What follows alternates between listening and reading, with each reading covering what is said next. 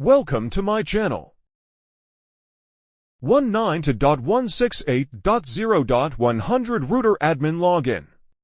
How to log into 19.168.0.100.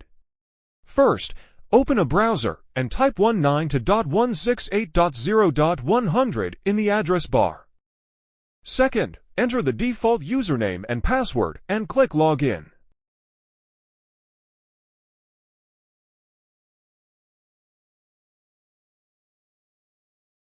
Third, you will be logged into the router interface, LT username and password, and click Login.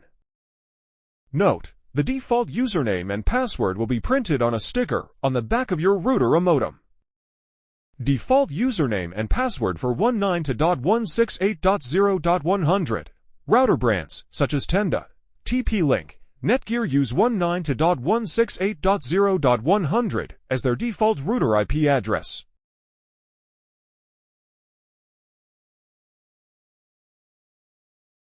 Thanks for watching.